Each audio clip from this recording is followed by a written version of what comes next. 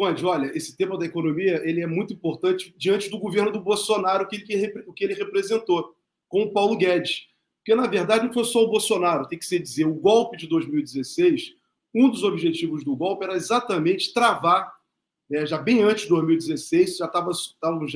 Eu tenho dados, Conde, né, dados, informações que, se você tem em julho, se eu não me engano, em julho de 2014, o Brasil atingiu o auge do consumo de energia.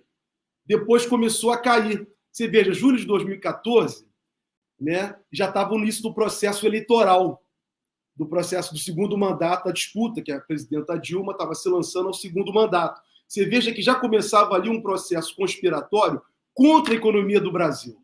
Então começaram a reduzir a capacidade produtiva para dificultar o governo. Muito bem, aí veio o governo da presidenta Dilma, inegavelmente teve alguns equívocos no início, inclusive com a nomeação, né, do ministro da Fazenda naquela oportunidade, o Joaquim Levy, que cometeu erros graves, a meu juízo. E o que acontece, Conde? Com o golpe efetivado em 2016, o que foi a primeira coisa que nós sentimos? Foi exatamente a desaceleração da economia, a retirada de dinheiro da população, uma mais-valia acentuada, porque era transferência de recursos da classe trabalhadora para o capital exploratório, e a economia do país parou. O Paulo Guedes não teve durante 4 anos, ele não praticou nenhum ato para levar o desenvolvimento do país, para fazer com que a economia funcionasse. Ao contrário, ele simplesmente desmantelou toda a economia brasileira, abriu o mercado brasileiro para as privatizações, né, trabalhou fortemente para acabar revisar a reforma da Previdência com chantagens e mentiras. Ele apresentava mentiras constantemente. Qual foi o resultado final? O resultado final foi que o país teve a sua economia paralisada. E, no meio disso, uma pandemia, que eles também aproveitaram a pandemia para transferir mais recursos da classe trabalhadora para os banqueiros. Só lembrar aí o tal do orçamento de guerra, que foi apresentado, que foi uma brutal transferência de renda, né, do Estado brasileiro para os banqueiros. Então, Conde, o que nós estamos vendo agora com um governo popular, democrático, que é o governo do presidente Lula, é exatamente a retomada daquilo que tem que ser. A economia, o Brasil é um país com uma potencialidade econômica gigantesca. O que estava faltando era de governo, está faltando governo, direção. Está faltando direção. E é isso que o presidente Lula tem feito. Então, os seus primeiros meses, Conde, ele recuperar toda a política pública de redistribuição de renda, ela é fundamental, porque nós temos que ter, como sociedade organizada, né, um mínimo de consciência que nós temos que ter generosidade. E o que nós vimos no governo, tanto do governo do Temer, e agravou-se no governo do Bolsonaro, foi a falta de generosidade com o povo brasileiro. As pessoas desempregadas, as pessoas nos sinais pedindo comida, crianças fora da escola.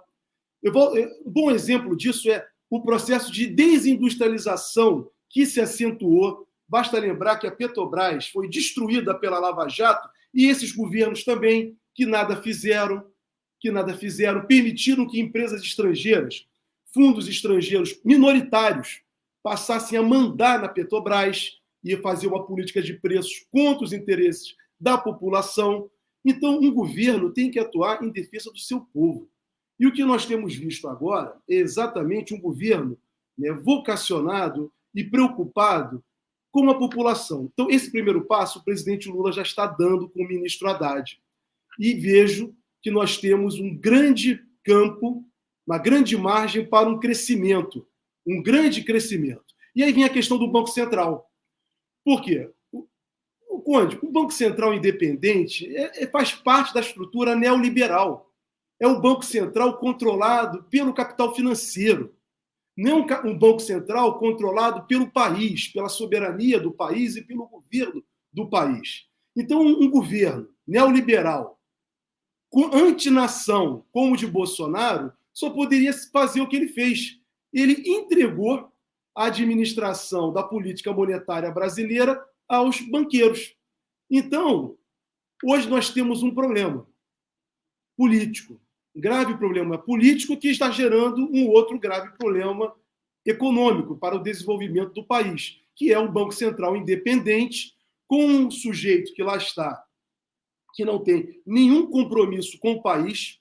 Já, inclusive, há informações anteriores que tanto ele quanto o ex-ministro da Fazenda, o Paulo Guedes, tinham recursos aplicados no exterior. Então, veja que não são pessoas compromissadas com o seu país.